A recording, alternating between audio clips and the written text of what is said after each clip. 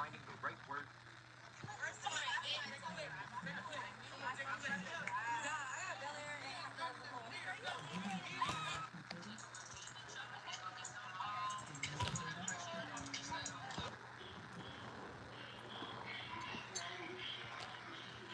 We want the suspect to know that the no-snitch policy will never protect you in our community. That we're coming for you, we're looking for you, and we'll leave no stone unturned in trying to find out your whereabouts. But at the end of the day, we want this brother to know we will not rest until you're held accountable for this crime. And this was a wicked crime and a crime against women and a crime against humanity. This is the sad story of Felicia Johnson, age 24, a Californian woman who went missing after taking a trip to Houston for her 24th birthday. Felicia had been in contact with a man named age 28, a man she met on an online escort website. She vanished from the face of the earth after meeting him at his apartment. Her remains were found almost a year later in the Sam Houston National Forest by a TechStop worker. Hello and welcome to Twisted Crimes. Subscribe and hit the like button for more stories. Tonight, a father believes the remains of his daughter were missing nearly a year ago. And today, investigators tell us they were back out at a site in Montgomery County where remains were found earlier this week. This story will be taking us to Houston, Texas. Houston, Texas is a very populous city and is a very major city. Houston is named after General Sam Houston, a very important figure in the city's history. He became the first president of the Republic of Texas after he won the war against Mexico in the Battle of San Juancito, gaining Texas independence from them. Felicia Marie Johnson, age 24, was from San Diego, California.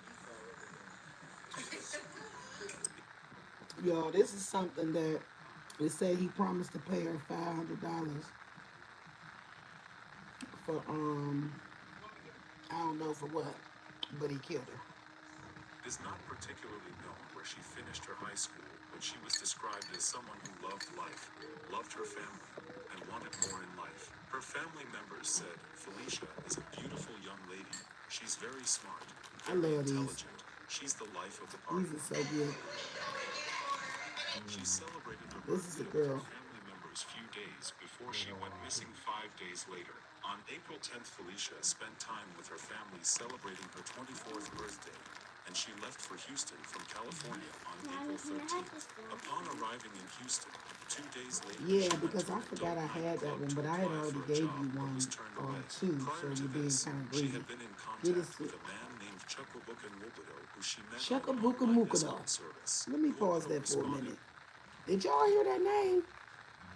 If anybody come on this live, I want to see if you can. I'm talking about somehow leave me a voice thing and let me know if you can say that name. Let me go back a little bit. I want to hear that name again. Days before she went missing Go 5 ahead, days girl. later. On Why is she April being 10th, greedy? You Felicia got spent cookies right over time there. with her family celebrating her 24th birthday, and she left for Houston from California on April 13th. Upon arriving in Houston, 2 days later, she went to an adult nightclub to apply for a job, but was turned away. Prior to this, she had been in contact with a man named Wubudo, who she met on an online escort service. Wubudo responded to an ad Felicia had that night. After her application at the adult club, Felicia took an Uber around 2:56 a.m. that was ordered by Wubudo. The Uber took Felicia to Wubudo's old address on 3200 block of Windchase Boulevard. Then, he picked her up and took her to his apartment on South Richmond Avenue. The next day, Felicia's family members did not hear from her, so they became worried and reported her missing to the police department.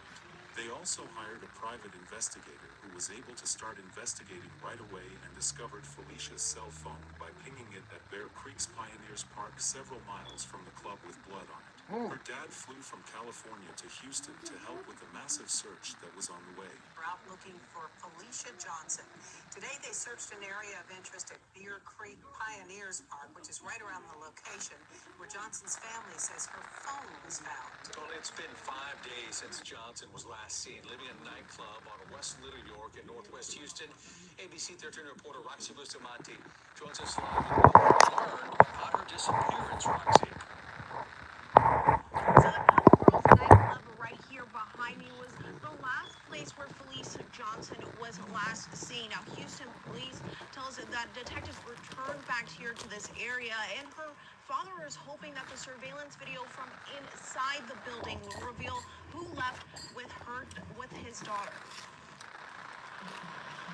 Where is Felicia Johnson? I can't put it into words. I'm trying to hold myself together and not just break down, and I don't know where my baby is or what's being done to her. Kevin Johnson says his daughter Felicia was at the Cover Girls nightclub off of West Little York on Friday, April 15th. He says she was trying to apply for a job, but was turned away. She called the Uber. Uber was taking too long to really get here. So a gentleman here at the club offered to give her a ride to where she needed to go. Felicia has not been seen since. No cell phone activity, no credit card activity, no social media activity. She has absolutely just vanished off the face of the earth. A team with Texas EquiSearch was searching in an area of interest near the park off of Eldridge Parkway. We know that she's a victim of foul play. We need help in finding her. Johnson's family fearing the worst. Her father sharing this message in hopes that Felicia Johnson is still somewhere alive. It's a tragedy that you've been caught up in this net of whatever they got going on out here, but we working very, very hard to get you back. And I love you. Everybody in the family love you. And I just wanted to let you know, just stay strong, and we're coming for you. A $5,000 rewards was offered by the Crime Stoppers of Houston for informations that leads to an arrest. After the FBI joined the effort to locate Felicia, they discovered that a man named Wobodo had ordered the Uber for her, and they started tracking her movement from there. They discovered that after she was picked up from his old address, they drove to his new address, and an hour later, his car is seen on surveillance video leaving the complex. On April 16th and 17th, Wobodo is seen on surveillance footage with a bandage wrap on his right hand while at Walmart, where he bought trash bags, a flashlight, and towels. He was also seen to have purchased a mechanical saw from Walmart and Home Depot. The next 2 days, HPD said receipts showing Wobodo took out money and purchased supplies, including towels and trash bags. On April 20th, investigators say internet searches connected to Wobodo's Gmail account shows he looked up if bleach or vinegar could destroy DNA. Several days later, on April 27th, Wobodo's account searched how to delete your history completely. The next day, he searched for multiple ways on how to get away with murder. Wobodo also looked up 15 cheapest places to live in the world. On May 3rd, Wobodo's account searched if police could check the phone records of a missing person and if police can unlock a phone during an investigation. On May 13th, detectives got search warrants for his car and apartment. Investigators found very strong support of Felicia's DNA in his apartment and a gun, knife, and shovel in his car. Uncovered some new information in the murder of Felicia Johnson. Nearly 2 months since she was last seen, her remains still have not been found. Now new court documents show how investigators linked a suspect to her murder. Good morning, Erica and Jeff. We're live here from where Felicia Johnson was last seen alive. It's the outcome that no one wanted, and the gruesome details in the new charging documents accuse the suspect of doing extensive research to try and cover up her murder. Friends and family last heard from Johnson back on April 15th. According to Uber records, investigators subpoenaed about a week later. They say the suspect, Chuabuka Wobodo, was the one who requested the ride for Johnson from her hotel to his apartment. Police say records show that on the 16th and 17th, he bought a number of supplies from Walmart and Home Depot, including a flashlight, shirt, gloves, saws, trash bag, and towels. Later that day on the 16th, a family friend found Johnson's phone at Bear Creek Park covered in blood. On May 13th, HPD conducted a search warrant where they say they found blood, weapons, receipts, and supplies in the suspect's car, as well as Johnson's DNA and blood in his apartment. Here's an excerpt from a news conference last week held by activist Quanell X and others who have been looking for Johnson. We want the suspect to know that the no-snitch policy will never protect you in our community, that we're coming for you, we're looking for you, and we'll leave no stone unturned in trying to find out your whereabouts. Wait, she get in the house by herself. Investigators say that Wobodo's search internet history came up with phrases like how to get away with murder and does blood or does bleach destroy DNA. Right now, police are still looking for Wobodo, and they have not located Johnson's remains.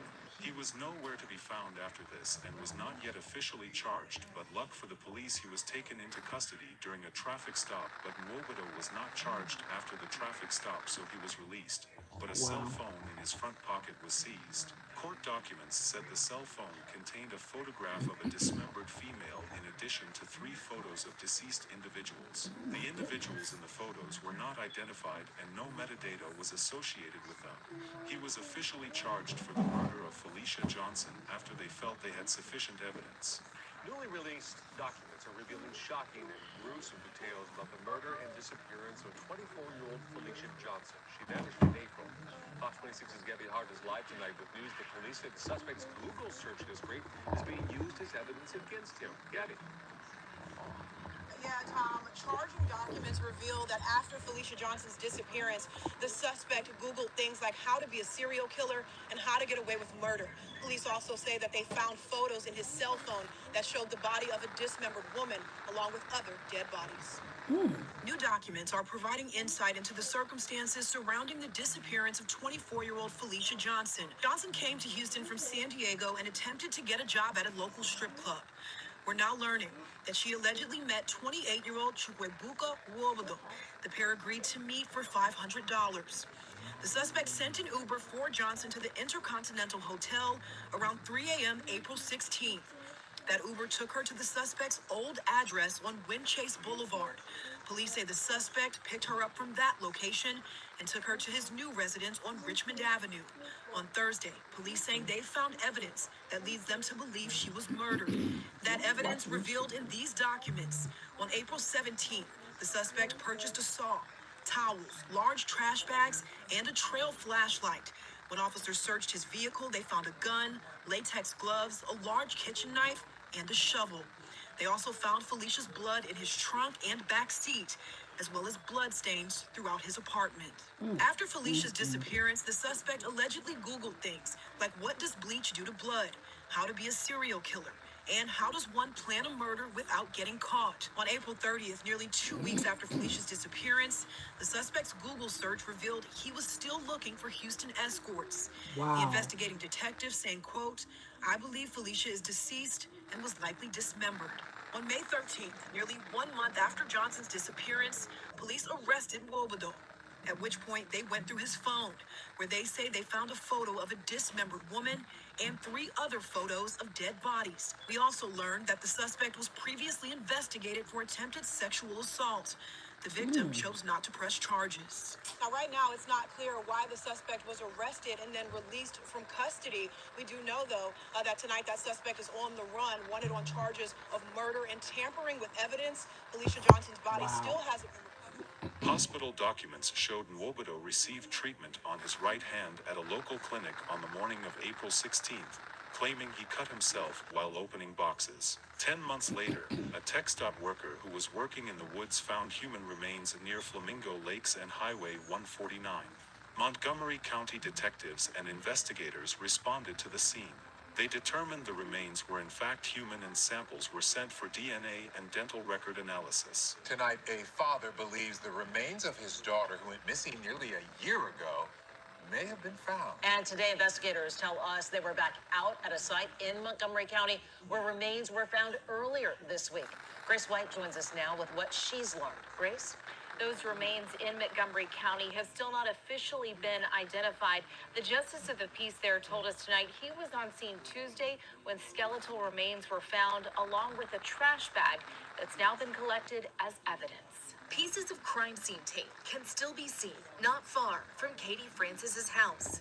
It's kind of creepy. She lives at the edge of the Sam Houston National Forest. Sometimes there's garbage bags where people dump stuff like that out, but oh gosh, it's probably been 30, 40 years since we heard of them finding anybody else up there. But Tuesday afternoon, they may have found someone. From Drone 11, you can see the path off Highway 149 near Flamingo Lakes, where the Montgomery County Sheriff's Office says a TxDOT worker discovered human bone remains.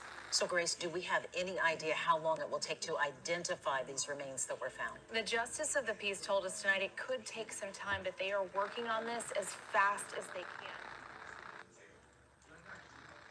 human remains found in Montgomery County earlier this month have been confirmed as those of Felicia Johnson. She's the 24-year-old San Diego woman who disappeared while visiting Houston in April of last year, and investigators are still looking for the man charged in her death.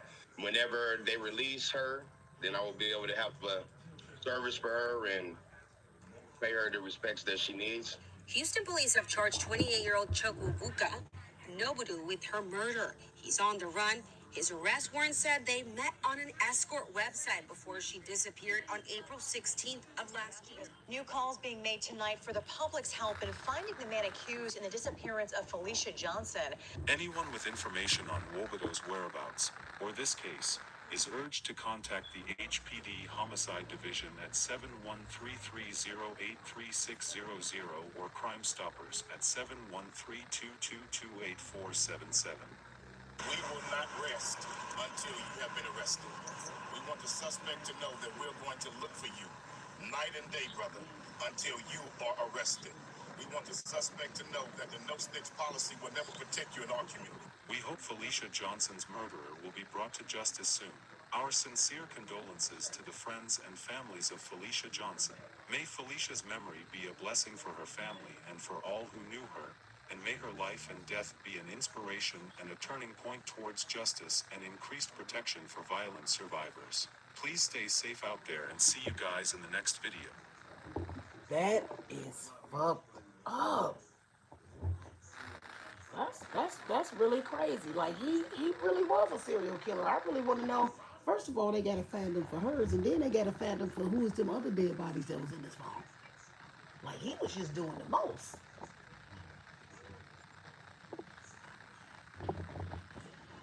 Oh, okadoke. Let's see what else we got.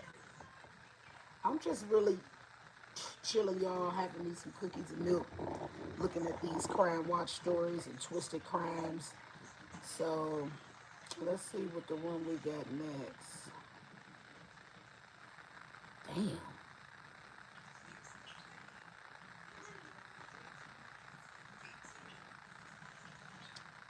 Shooting married high school principal murders teacher over rumored affair.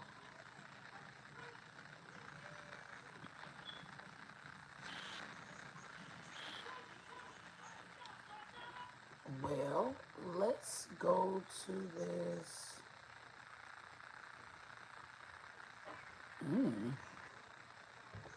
Okay, so we got this one right here. It say caught off guard. Husband tracks down ex-wife there. No, not that one.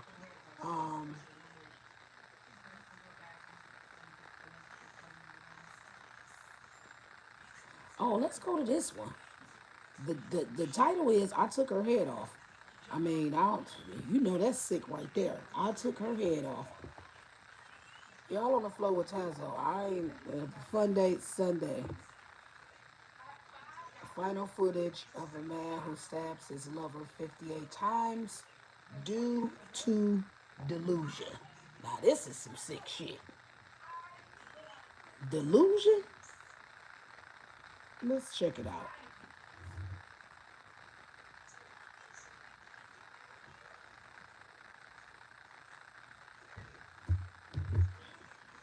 When we see such endearing footage of a young couple, we're quick to assume they must be very happy. But the internet can be quite deceiving. And in the case of Deja Jenkins Minus, this couldn't be more true. Aged 22, she had just become a mother. Her daughter was a few months old, and she was over the moon about it. But her on and off boyfriend, Leonard Robinson, couldn't say the same. On Thanksgiving Day 2021, Deja was found dead in his apartment. Deja's neck was fractured, that she had over 58 stab wounds to her body. How did this happen? And what went through Leonard's twisted mind as he killed his girlfriend in such a gruesome way? This is the full story of Deja Jenkins Minus.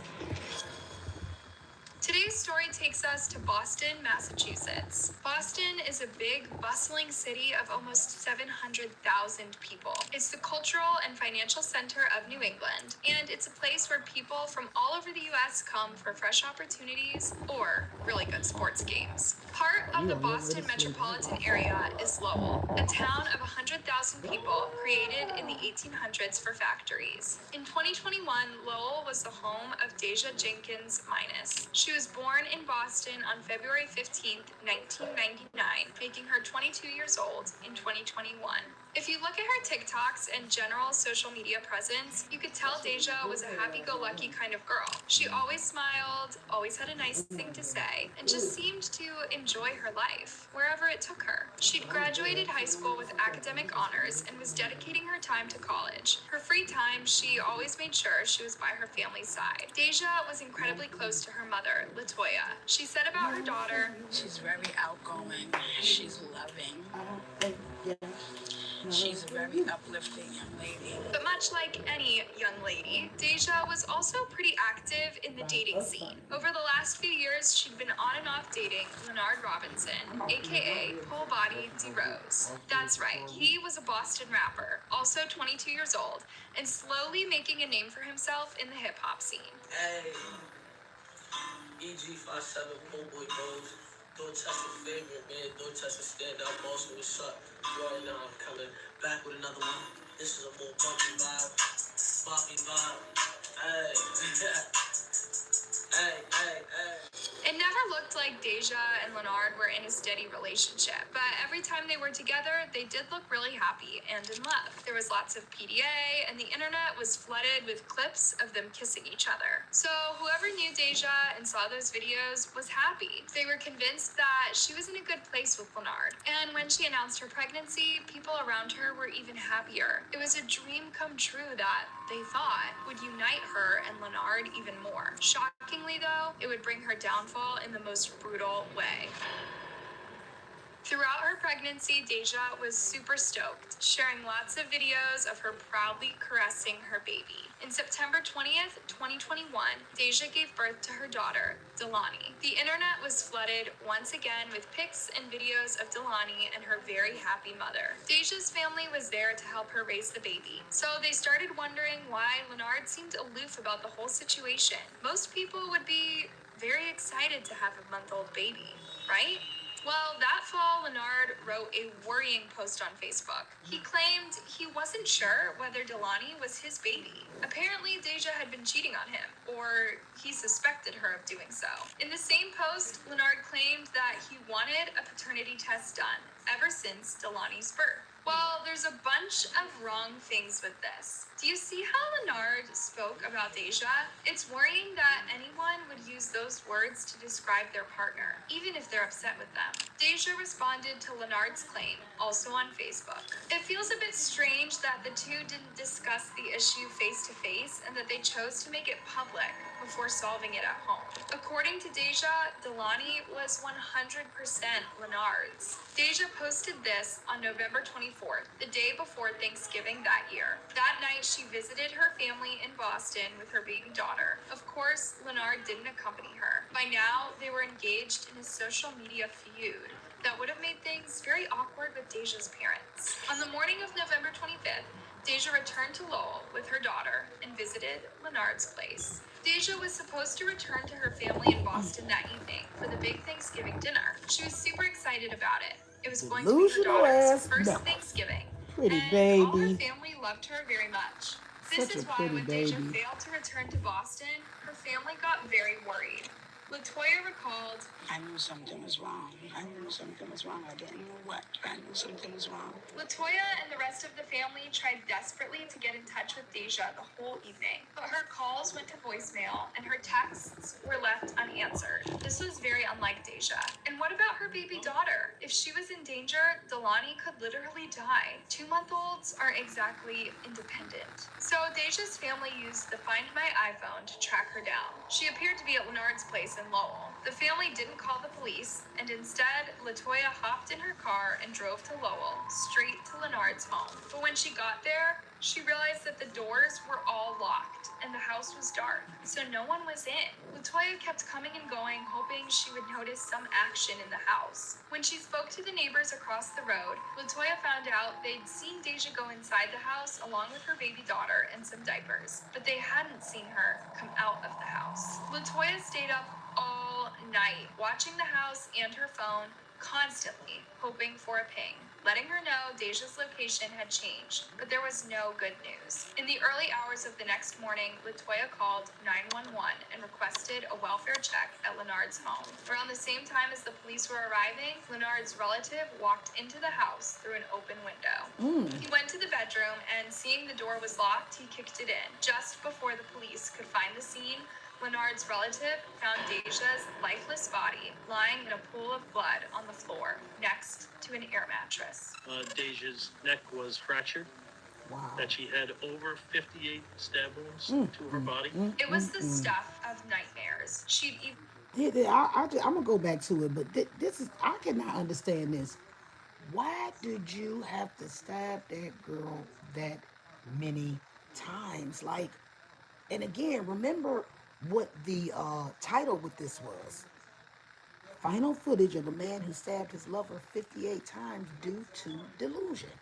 Let's keep it going. in the back of her neck and in her head. As they searched the scene, the officers found blood splattered all over the bedroom and the kitchen. When an autopsy was conducted, it became clear that Deja had been attacked by one person holding a sharp weapon at least 58 times. Also, she had defensive wounds on her hands and arms, and she didn't go down easily, and she fought for her life till the very last moment. Imagine the terror of knowing you're losing your life and you can't protect your 2-month-old baby. Initially, police were completely clueless when it came to potential suspects. A grieving family is asking for the public's help in finding the killer of 22-year-old Deja Jenkins Minus. Police have said nothing about a suspect in the case since her body was discovered on Friday. Deja's family also couldn't imagine who would want to do such a thing to a young mother with a baby. Yeah, and the Jenkins Minus family has no idea why someone would want to kill this 22-year-old woman the day after Thanksgiving, and with it happening so close to the holidays, the pain is just unbearable. Just come forward. I'm not angry. I'm more mad that they won't come forward. Latoya spoke to the local police and asked them if they had any leads in the case. They only said that the murder didn't appear random.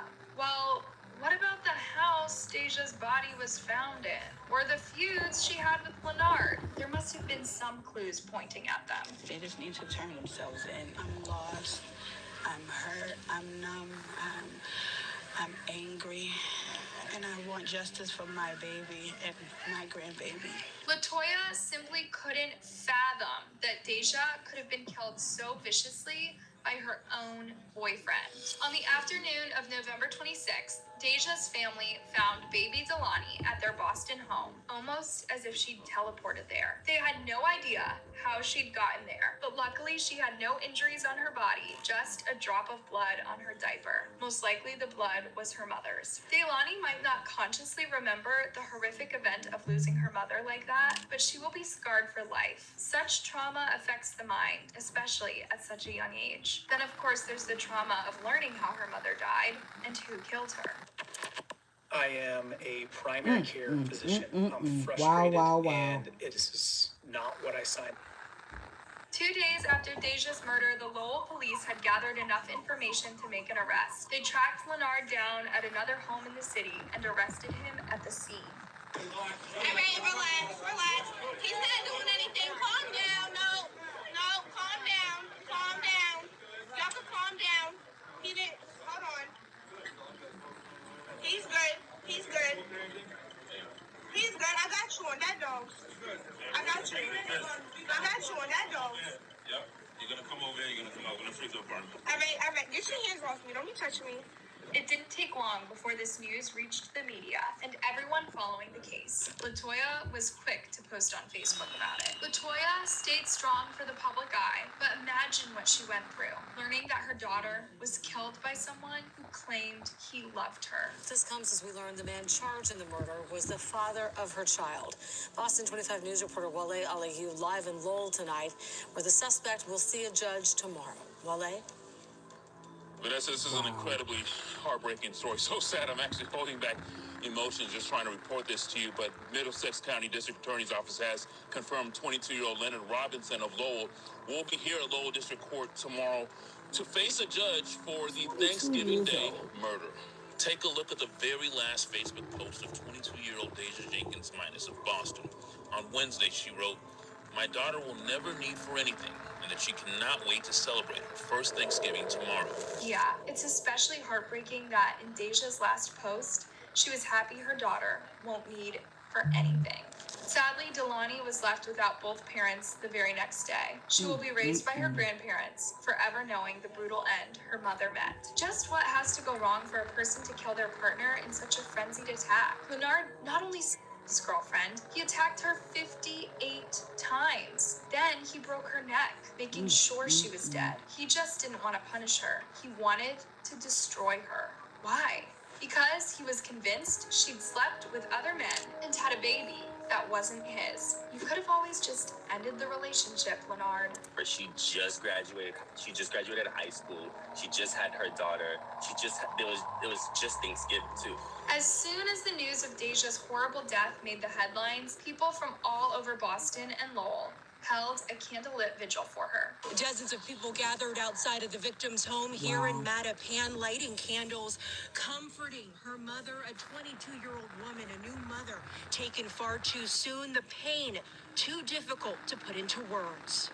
Hugs turned into uncontrollable sobs at a candlelight vigil near the Morton Street housing development. Deja's family could get some closure after learning the terrible truth of her murder, but justice still hadn't been done for her. What we have in this situation, Your Honor, is that Deja is found in the house that he was living in alone, in his bedroom, which was locked when any witness or the police came to that location. What the medical examiner's office noted was that Deja's neck was fractured, that she had over 58 stab wounds to her body by a sharp object. Leonard stood there, poker-faced, behind his mask, no comment, no emotion.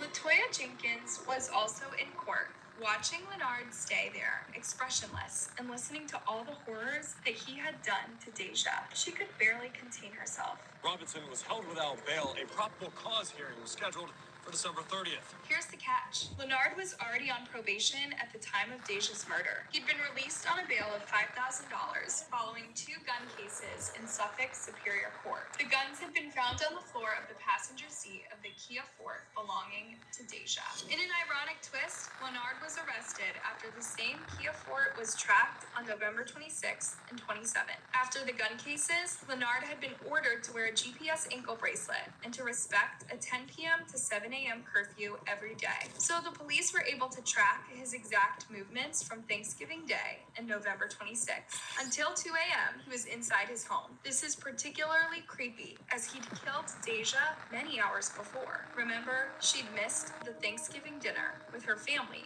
the previous day. Then Leonard traveled to various houses in Lowell, and just before 5 p.m., he cut off his ankle bracelet. However, he was soon tracked down and arrested. Outrageously, Leonard pleaded not guilty. He even pleaded with the judge to move him from the Middlesex House of Correction as he was in danger. Perhaps unsurprisingly, the court gave him no bail. Leonard had 3 previous convictions for violent crimes and an arrest for illegal possession of firearms. He was only 22. He'd known nothing but a life of crime, and it culminated with the worst thing he could possibly do. Lots of people commented online about the shocking end of Deja's life.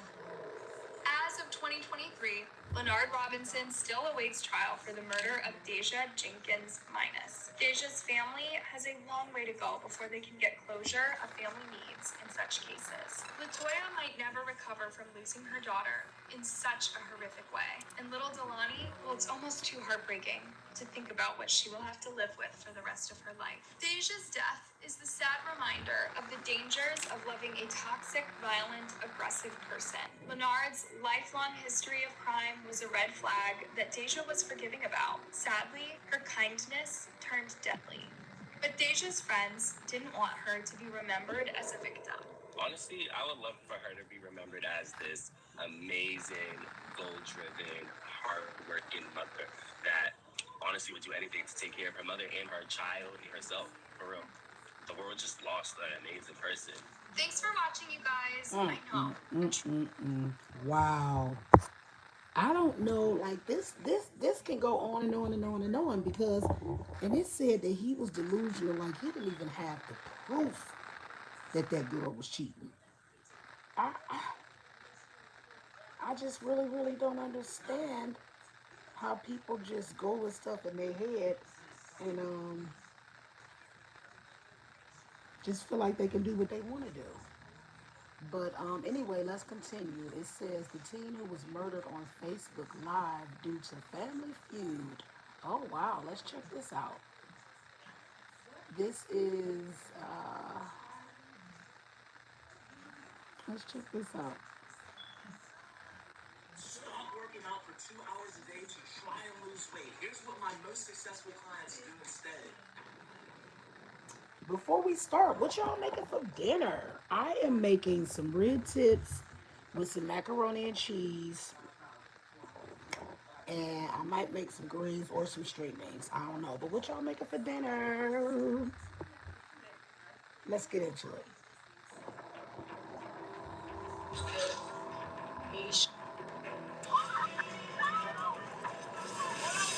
This is 20-year-old Tanisha Hammonds with her 8-month-old son. 2 days before Christmas Day of 2018, her life came to a brutal end while she was recording a Facebook Live video. But Tanisha's death stood at the end of a long list of tragic tit for tats. In a hopeful scenario, her shocking death was a wake-up call for the rough Bloomfield crowds. In a more pessimistic scenario, it was another victim of an endless, senseless war. Tanisha never got to see her baby grow up, and she was not the only one in her family whose life was cut short in a brutal, senseless way. And yet, after her death, people seemed more interested in her last Facebook Live than in her poor, grieving family. So why did Tanisha die? And what are all of the events that led to her untimely demise? This is the full story of Tanisha Hammonds.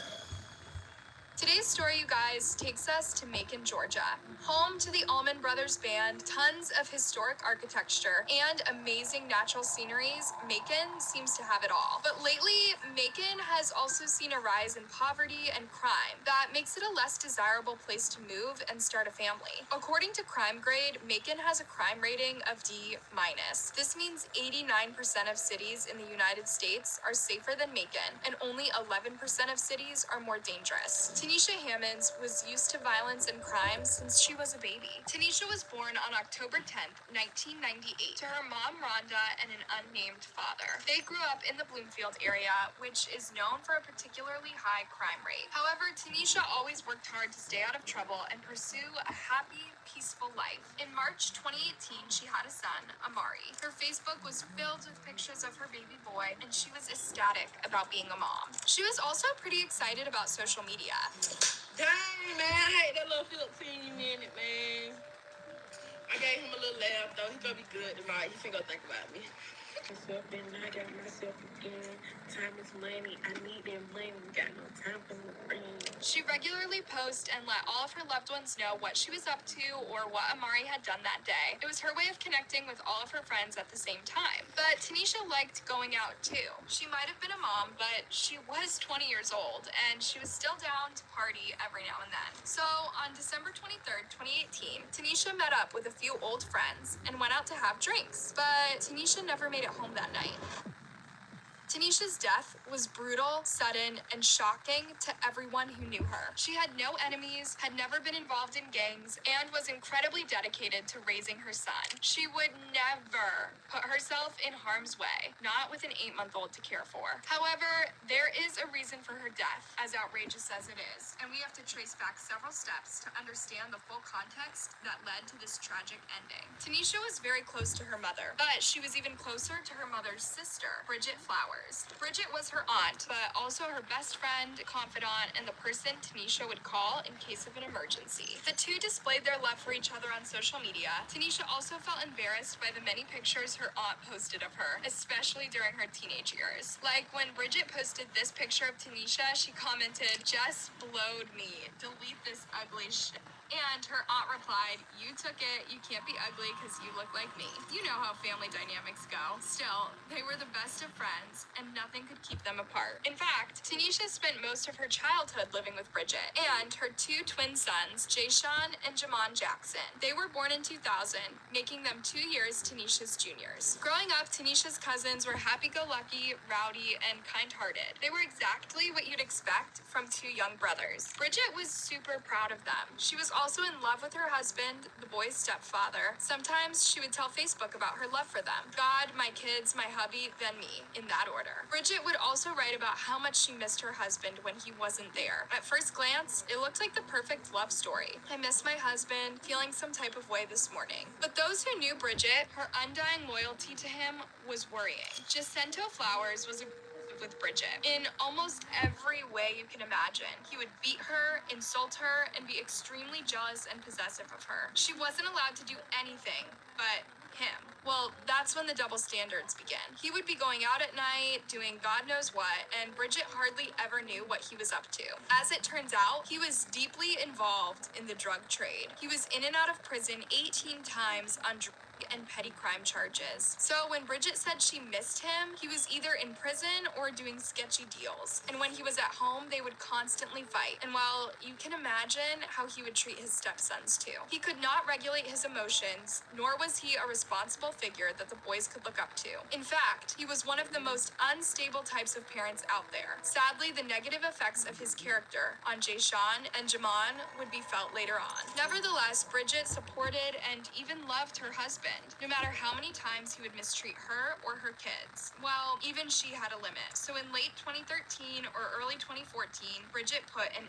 end to her marriage. Guys, I know this is not your first true crime case, so I bet you know how this ends. Jacinto, being the violent, possessive person he was, would not leave Bridget alone. He wanted her back at any cost. He even threatened to take her life, then his, if she didn't take him back. Wait, what sane person would accept going back into a relationship with someone who threatens to kill them? Of course, Bridget didn't want anything to do with him anymore. In fact, she was scared for her life and for her twin sons.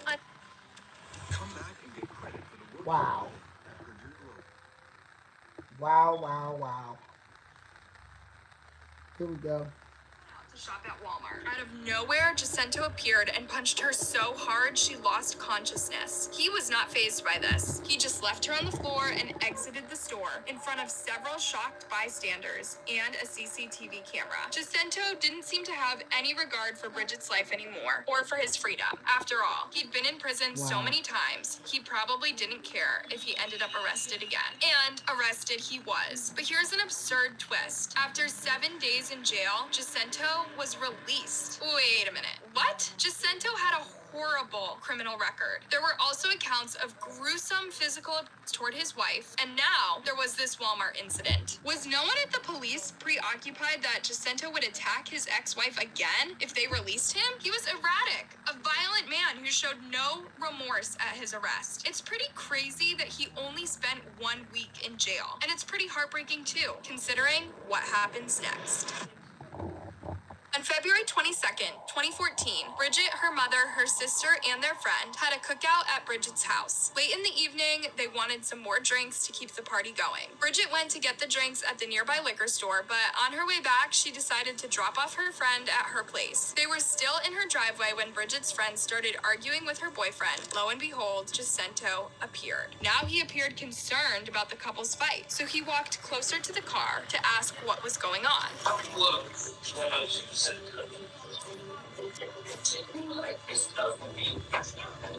where are you from? A second later, Jacinto seemed to distance himself from the fight. He took a step back, pulled out his gun, and shot Bridget in the face. She died on the spot, in front of all of her friends and family. Her poor sons would find out about this in just a few hours. Jacinto was arrested that night. Some people couldn't believe that he'd killed Bridget less than than 24 hours after his release. Other people couldn't believe he was released in the first place. Sickeningly, he showed zero remorse again. In fact, he seemed pretty proud of his deed. Just look at his face during the trial. This is the expression he gave Bridget's family. This is how much he cared for his wife. The wife that stood by him and gushed over him on Facebook for years on end. Jacinto will spend the rest of his life behind bars. But his horrible legacy left many holes in the family. You know, once you get tired, you're tired. You know, and she was tired of it. She was like, well, I'm done with you. But I still don't know from this day to that one what would possess you to just kill somebody you say you love so much. And in a dark and disturbing way, he started the domino effect that ended with Tanisha Hammond's death. Tanisha was devastated to hear about her aunt's death. It was so infuriating too. She had tried so hard to get away from his toxic behavior, and the police didn't help with the situation at all. She wrote on Facebook, "I lost my auntie, and that up my family. Used to see her every day, and now we say R.I.P. That, because he knows he took part of me. I close my eyes to go to sleep and see him in my dreams. Hard for my grandmother to keep her head up. We see him in court and he smiled at her. How TF you live with some shit like that? Especially when you said you loved her and had her back. But it's a cold world and them big facts. I can't blame you though. I knew you was a rat." Exactly. How can you say you love someone and then take their life when they ask you to set them free? A few years later, Bridget's family started a lawsuit against the Bibb County Sheriff's Office, stating Jacinto should have never been granted bail after 7 days. They had all the information they needed about his history. They could have made an informed choice and kept him locked up. And then there were Jay Sean and Jamon. The twins had had Jacinto as their dad for most of their lives. They'd learned to trust him and look up to him, even when he was at his lowest. Now he'd taken their mother away in such a brutal way, and they were only 14 years old when it happened. It's unknown how much they showed or expressed their grief. What is known, however, is the way they acted it out. Jay Sean and Jamon went off to live with their grandmother, but at the same time, they joined a terrifying gang in the Bloomfield area. Now they would occupy most of their time getting into fights with rival gangs. And it would be one fight at Northeast High School that would have a tragic butterfly effect on their entire family. When they were 18, Jay Sean and Jamon had started a feud with 16-year-old Kendrick Davis. Jamon had seen Kendrick streaming on Facebook Live. He was bragging about firing his gun at the houses of Jamon's friends. Jamon was so angered by this, he wanted to get his revenge. And you know how gang violence often escalates senselessly from a nasty word to murder in broad daylight? It really shouldn't be like this. But when there are angry, hormonal teenagers and guns involved, it can end up really bad. So Jamon called on his friends and cousins to confront Kendrick. Kendrick and his gang were ready too. He knew a fight was coming, so he'd rallied up his boys as well. One day, the gang set a time and a place to settle their beef after school. But there were dozens of teens involved, and some were more violent than others. Some threw punches, others threw rocks, and then someone pulled out a gun. Kendrick Davis died that night. Imagine the pain his family felt. He was only 16. He hadn't even finished school or had a proper relationship. However, Jay Sean and Jamon felt nothing. Shocking, I know. Somehow Jamon wasn't affected by seeing his rival dying in front of him. If anything, he wanted to exert more revenge on his gang. Was his grief so terrible and so unprocessed that this was the only way he could cope with it? A few days after Kendrick's death, the twins and their gang went to Kendrick's house to do a drive-by shooting. Kendrick was gone, but his mother was there. Imagine what this did to her after she'd already lost her son. Jamon and 3 boys from his crew were arrested that night. They were charged. Side hustles I wish I knew about sooner, Amazon edition. Head over to Amazon.com, select the menu on the left-hand side. Charged with homicide and sent to prison for a long time. But the tit for tat doesn't stop there. Jamon had really poked the tiger coming arrested that night. They were charged with homicide and sent to prison for a long time. But the tit for tat doesn't stop there. Jamon had really poked the tiger coming to Kendrick's home after he'd already been killed. His friends were now out for blood. There was still Jay Sean to punish and several other gang members. And so, our story finally comes back to Tanisha. On December 23rd, 2018, Tanisha was out with Jay Sean and 3 other friends. Tanisha was driving while Jay Sean was seated next to her and streaming live on Facebook. Tanisha appeared on the Facebook Live, chatting and making jokes. It's unknown just how many people were watching this video in real time, but sadly, they witnessed Tanisha get killed that night. The car then crashed, and Jay Sean's phone fell to the floorboard. People could be heard screaming, crying, and trying to call 911.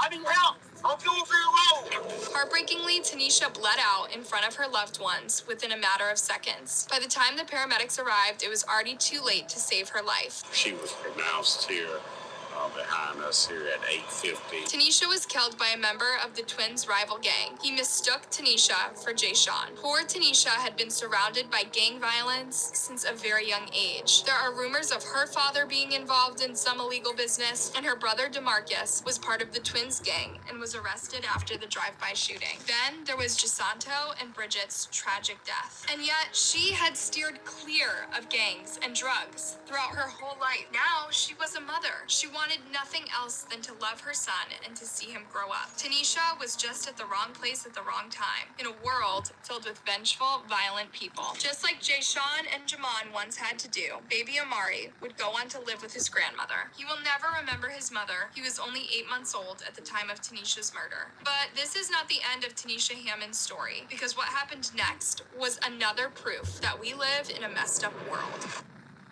News of Tanisha's death and the haunting Facebook Live video made headlines throughout the country. This sparked the old conversation about gun violence. It was a particularly relevant conversation for the communities of Macon and Bloomfield. In 2018 alone, 40 people lost their lives to homicide by gun in that neighborhood. Tanisha was the 40th. However, this was, as always, a conversation. Nothing was done to make Bloomfield safer, and nothing was done to bring Tanisha's killer to justice. You heard right. Jay Sean went to the police that night to tell them the whole story of their gang feud. He said he was certain it was someone from Kendrick's crew that offed Tanisha in an attempt to kill him. The police made a list of potential names and promised to follow up. However, there was no hard evidence linking anyone to Tanisha's death, so the case went cold and no one was ever arrested for it. Even after Kendrick's crew did a drive-by shooting of Tanisha's mother's house, the police didn't get involved. I know, disgusting. Tanisha's poor mother lived in fear for her life too. When she was contacted by the media for comments, Rhonda said she couldn't show her face on camera. They also declined to speak on camera, saying they were fearful for their own safety,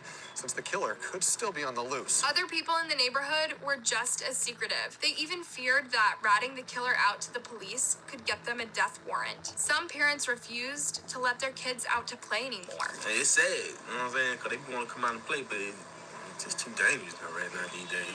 Sadly, people's fear only worked in the killer's favor. Eventually, Rhonda converted her daughter's Facebook page to a memorial page. 3 years after Tanisha's death, Rhonda wrote, 3 years ago, I got the worst news a mother could receive. You were gone. My best friend, my oldest child was gone. It seems like it was yesterday. And I have to ask God why so many times. You don't supposed to do that. He needed you more, I guess. Rest on, baby girl. As if the lack of justice for Tanisha wasn't messed up enough, here's another cut to the story. A young mother shot to death just days before Christmas. The whole thing caught on camera, and that video somehow made its way online and racked up more than 200,000 views. Yep, instead of remembering Tanisha for the bright, kind person she was, or instead of supporting her family through this horrible time, people seemed much more into finding the video of her death. Facebook soon took the horrifying video off the website. But you know how when you post something online, it doesn't really disappear with a simple delete? People can download it before you delete it, and before you know it, the video resurfaces on the dark web. Soon after Tanisha's murder, a website called Fly Height uploaded the terrifying Facebook Live video. Millions of people watched the video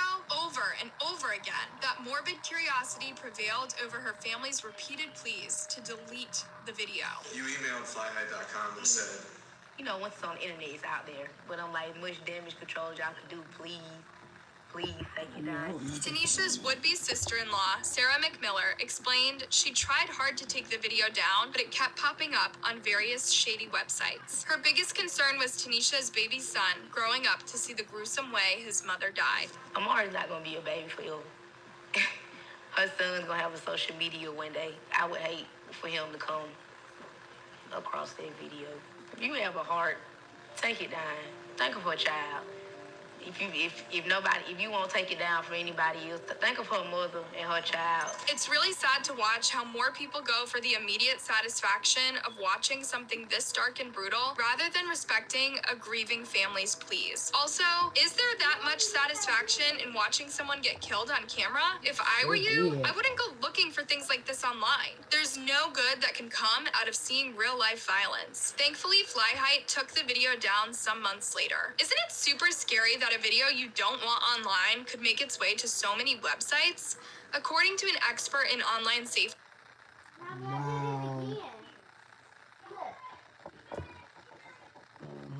That is wild. That's wild. Rest in peace, Tanisha. That is really wild. If you're the one who recorded that video, you're its rightful owner. So you can ask any website to take it down. So you could absolutely go to a website and say, I have copyright in this particular video. There is a copy of that video located on your website. I'm the copyright owner and I want it taken down. But what if it's a video of you, not recorded by you? This was the tricky case of Tanisha Hammonds. She was not around anymore, and the video had been recorded on Jay Sean's phone. Tanisha's Facebook Live craze seems to be over. But for Tanisha's family, the story is far from over. First and foremost, they want justice for her. Exactly. How can you move on and heal your wounds when nothing was done to arrest your loved one's killer? This is one of the things that makes Tanisha's death so tragic. The other factor is the incredibly complicated sequence of events that led to her murder. There wasn't just one person responsible. From the inherited trauma of living in a rough neighborhood to Jacinto, several people can be held accountable for Tanisha's death. Jacinto was a terrible role model for Jay Sean and Jamon. Then he killed their mother. He left a huge hole in their lives and pushed them to a violent lifestyle where they could channel their repressed anger. Then the twins escalated a feud until it ended with murder. Then they escalated it some more, and it was Tanisha who paid with her life. Will this tragic death act as a wake-up call for the Bloomfield teens involved in gangs? Is this enough to get people thinking or make them feel remorse for their violent style? Or is Tanisha just one short chapter in an endless book of gun violence and gang feuds? Will they ever come to an end? Hey guys, thanks for watching. What do you think about this? That is crazy. We've been going in now an hour, y'all, and I just really started off at some milk and cookies, and I just really couldn't stop with these triumph of crime watches. These stories is just crazy. It really is. These guys be having these sucker attacks, and these little guys doing this thing right there. That's just wild. So I ain't gonna hold y'all too much longer. I did want to talk about this one with this college cheerleader vanishes, and she was found dead on the highway. But that's too long, so I'm gonna wait until I got some more little time. Let's try this one, and this is Truth for Reality. This is whose video this is. I'm gonna start calling out these people and their videos so they won't be all saying like, oh, I don't know, because I'm new to this and I'm just trying to find my niche. So you on the flow with Tazo. This is basically like I'm looking at the video and I'm giving my reaction, and if it was some people on here, then we will be talking about, the story that you just heard. But in any case, we're about to listen to the tragedy story of Tiana Diaz. It's a Forever 16. You've got an amazing business idea. Now what? Go to Shopify.com and start your... By the way, these stories are very interesting. Some is like True Crime Watch and Twisted Crimes or something. Growing up in life, we were all taught a set of stories. Folklore, fables, stories that were told to help us grow in life at a young age. There's one story that almost everyone knows. It's very common. The story of Goldilocks and the Three Bears.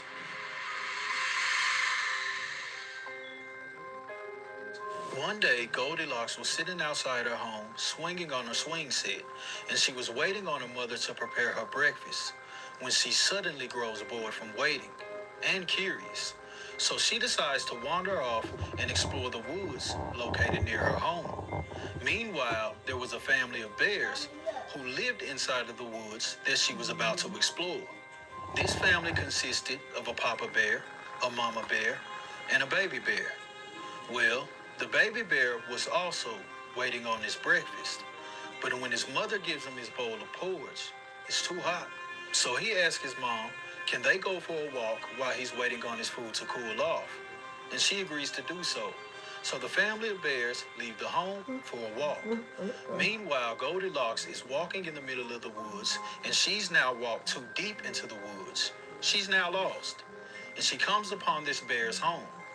She then knocks on the door, but no one answers. But even though no one answers, her curiosity gets the best of her because the door was unlocked, and she decides to just walk in. And upon exploring the home, she comes upon the kitchen, and upon the kitchen table are 3 bowls of porridge. She's hungry, so she decides to sit down and eat. She tries the large bowl of porridge, but it's too hot. She then tries the medium bowl of porridge, but it's too cold. And then she gets to the small bowl of porridge, and it's just right. And she eats it all. After eating, she grows even more tired. And upon exploring more of the home, she discovers 3 beds. The large bed she tried out first, but it was too hard. She then tried out the medium bed, but it was too soft. But then she comes upon the little bed, and it's just right. She then comfortably falls asleep. But upon awakening, she's staring at 3 bears, who at this point now realize that not only did she break into their home and eat their food, but she's still there sleeping in their bed. She then gets up and runs out of the home as fast as she can. After running for a short period of time, she runs into her family, who are already out searching for her. She then runs to her mom and dad and gives them a big hug and apologizes for being a bad girl. She then tells them that she'll never wander off by herself again, and she'll remain a good girl for the rest of her life, in which she does. The story of Goldilocks and the 3 bears is a situation that's all too common in real life. If you don't believe me, just listen to this next story, and you'll understand why.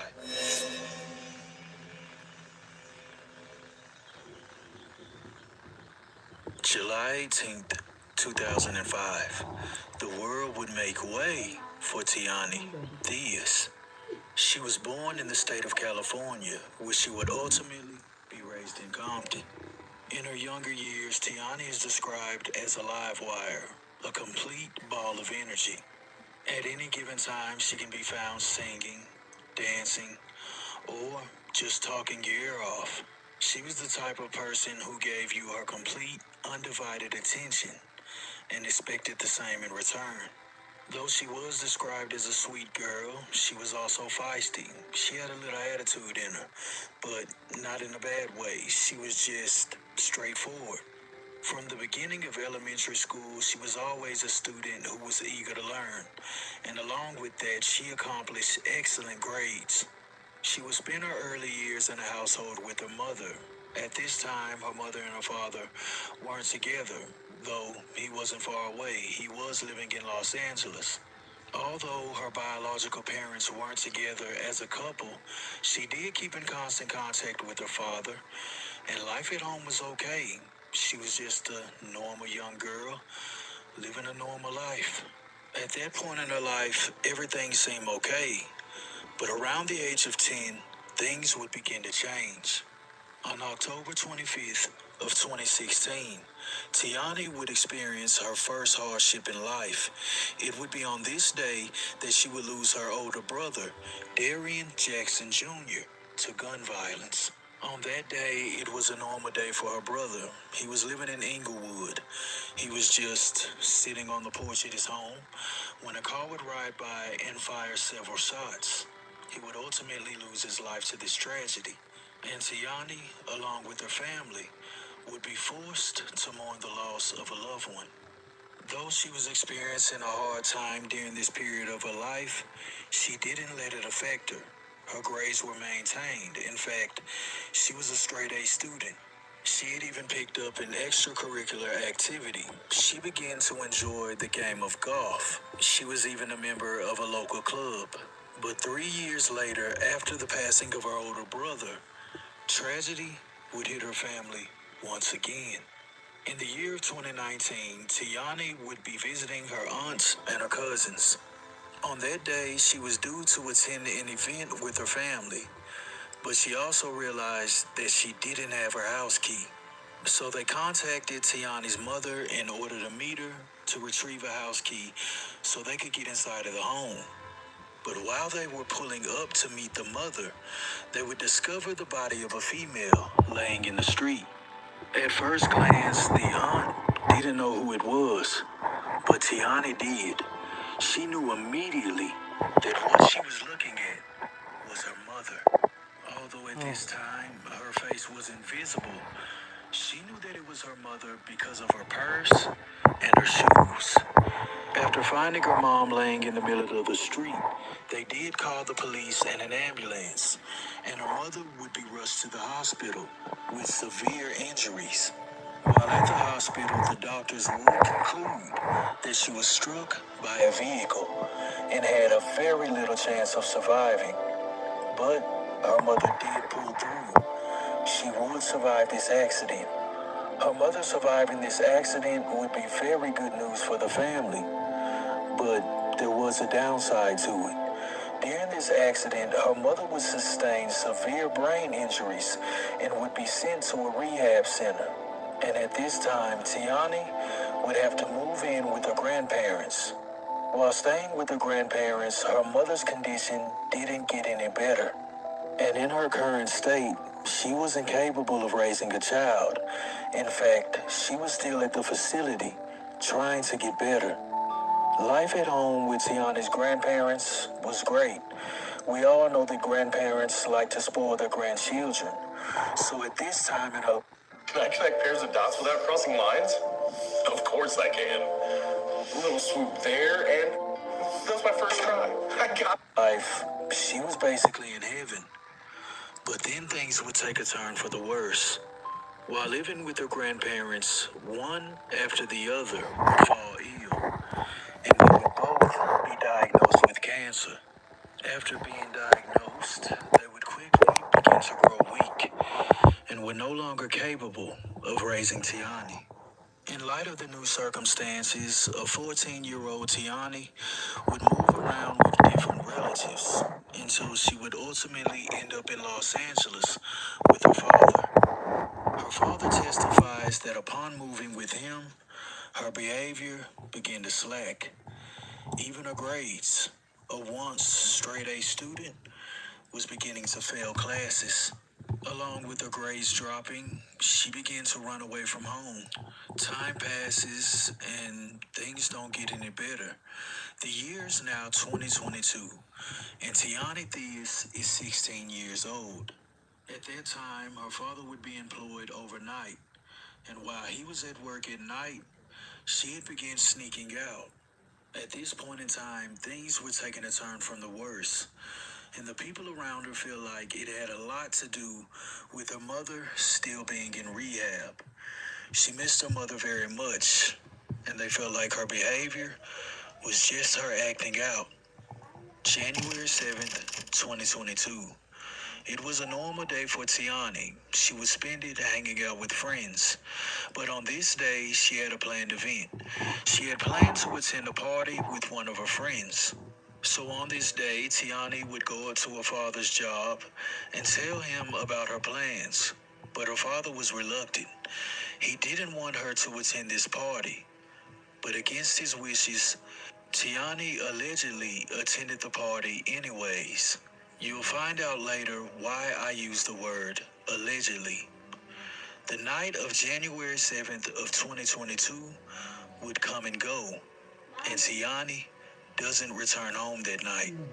At this point in her life, Tiani was prone to running away, so at first thought, the family didn't think too much of it. He thought she just ran off again. However, at 8 o'clock in the morning on the next day, the family would receive some heartbreaking news. January 8th, 2022. Local drivers driving along the southbound 110th freeway would discover a body on the side of the road. At 8 a.m. on that Saturday morning, calls would begin to flood in to the local authorities about the discovery. Upon arriving at the scene, the authorities would discover the body of a young female. At first glance, the authorities thought that maybe it was a hit-and-run situation. But when the medical examiner reached the scene, he would immediately discover that the victim suffered gunshot wounds. This victim would later be identified as 16-year-old Tiani Diaz. After discovering the body of Tiani, the police had zero leads. It appeared that Tiani had been tossed out onto the highway, and the crime scene was inside of a car that they can't identify. When the locals in the area get wind of the story, they immediately begin to call for justice, but the police can't offer any information. The only thing that they were doing at this point was checking local surveillance cameras. But on this freeway, hundreds of thousands of cars travel back and forth every day. So pinpointing one car would be very, very... I want to pause it for a minute. Now, everybody know dang on well that it was somebody at that party that ended up shooting that girl or probably made a mistake and shot that girl and just dumped her on the freeway. That's what people be doing these days. I remember this guy, that was real, my friend, and, rest in peace, Zach, my homie. Somebody killed him. And of course, it always, 9 times out of 10, be somebody around your hood that you know. But, they killed him and they dumped his body out. And I just don't understand, I don't understand that. That girl was a baby, so to dump her body on the freeway, that was just horrible. So let's get back into it.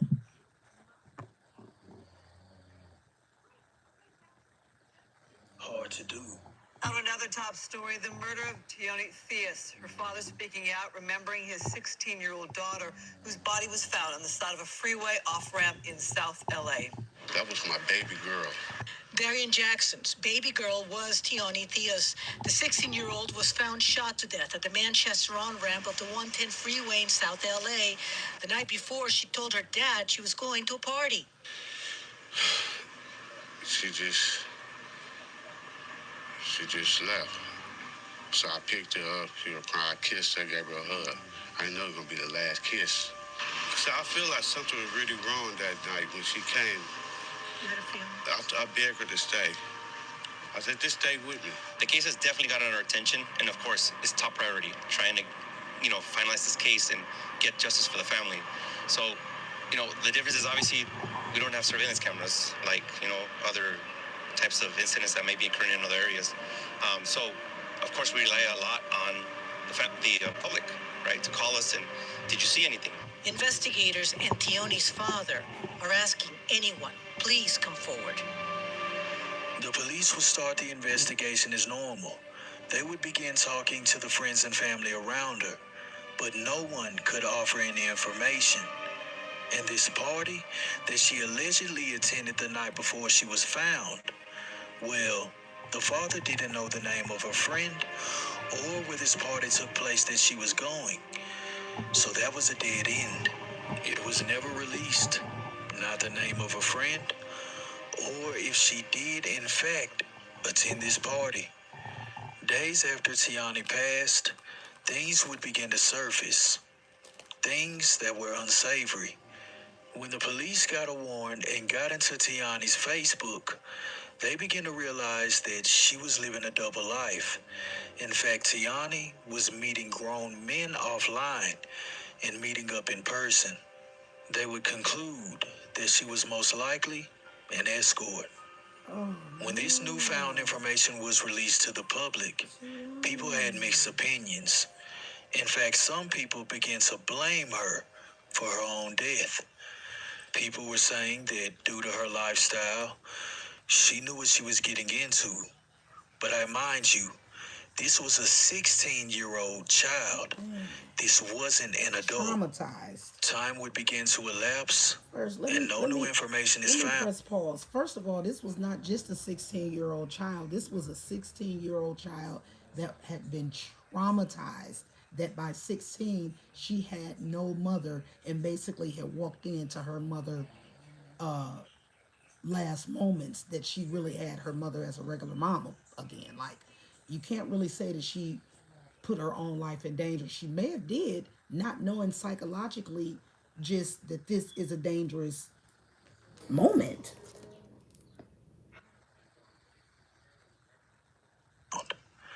No new leads, and no one coming forward with any information pertaining to what happened. 3 weeks after the discovery of Tiani on the side of the freeway, her family would be forced to bury her without any answers. And while mourning the loss of their loved one, the cries for justice would grow louder and louder. She was thrown on the side of the freeway like trash, and she's a child.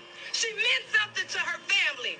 Tiani Theus' cousin, Lakeisha Barrett, shares the pain felt by everyone at this vigil. Tiani's father says his 19-year-old son was killed 5 years ago, and now this.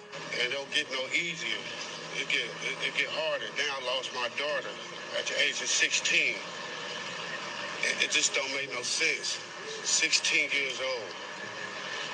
It just hurt. Relatives say Tiani turned to the streets after her mother was critically hurt in a 2019 hit and run and remains hospitalized to this day. She meant something to her mother who can't be here. She meant something to her cousins that aren't here. Yes, 16-year-olds had some problems. What 16-year-old didn't? But the people who took her life, they got a chance to get it right. She don't. What do you want the community to do concerning the murder of Tiani Theus? So Tiana was brutally murdered and left on the side of the freeway. She comes from South Los Angeles. We know that she lives in South Los Angeles. She has people who loved her, people who cared for her, but we also know that there's those that took her life. And we're asking the public to step forward, to recognize and respect that this life meant something, and for those responsible to step forward, identify, and be arrested as necessary in their call to justice. Try killing bugs the worry-free way. Not the other way. Zevo traps use light, not odors or chemical insecticides, to attract and trap flying insects. They work continuously, so you don't have to. Zevo, people-friendly, bug-deadly. How to open your car door when you're trapped underwater. A lethal design flaw in all recent cars makes it virtually impossible. People don't have no respect for life. At the beginning of this story, I made mention of the tale of Goldilocks and the Three Bears. Right. And I know a lot of people were probably thinking, what does that have to do with this story? Because I was. Well, let me explain. Sometimes you just have to look a little bit deeper into these stories. You see, Goldilocks was a very young child, but she was also naive. There was a part of the story in the beginning that I left out. While Goldilocks was inside of the home, she came across 3 chairs. A large chair, a medium chair, and a small one. She sat in the large chair, but it was too big. She sat in the medium chair, and it wasn't a fit as well. But when she got to the little chair that she could actually fit, she thought it was just right. But that chair broke. That chair breaking was an immediate sign that she didn't belong there. Because although some things may appear in our life to fit, everything that seems to fit doesn't mean that it belongs there. Goldilocks was lost in the woods. She was scared. She was frightened. And then here comes her knight in shining armor in form of a home. That's very similar to Tiani's story and how she was lost in the world. Her father would testify that she would often say that no one loved her. So in her search to fill the void in her life, she most likely met someone. And I'm sure whoever it was, there was a number of red flags before whatever happened transpired. And during the course of that was the equivalence of Goldilocks sitting in the little chair and it breaking. Because we all know that warning comes before destruction. But a lot of us tend to look past the warning signs and become too comfortable. Like when Goldilocks got to the last bed and it was so comfortable, she fell asleep, only to be awakened by angry bears. You see, Goldilocks was able to wake up and run out of the home to her parents for safety. But see, there's a lot of people out here in this world who don't get that same luxury. 16-year-old Tiani Theus was denied that privilege because after she was awakened by her bear, she failed to get away. Please use this story as a learning experience because a lot of you watching this video have already sat inside of a little chair and it's broken. And now you're currently sleeping in the bed, waiting for the bears to awake you. There's a lot of color. Allow to sing. Bluetooth mode. See a lot of color.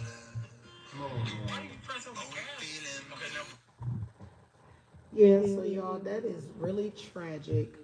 I cannot believe that that really happened. It says the story of Tiani Theorist, Forever 16. That was really, really a tragic, sad little story. So, I am not gonna hold you guys any longer. I'm gonna let you go, but I will be back for more tripped out, whacked out tragedy stories. And reactions. I'm trying to find my niche. I'm new to this, so if you guys will stick with me and somebody can even give me some pointers or whatever you want to do. But anyway, enjoy your Sunday. I'm going to be back in a minute. Whenever I feel like I want to get another damn video, I'll be back. So, bye.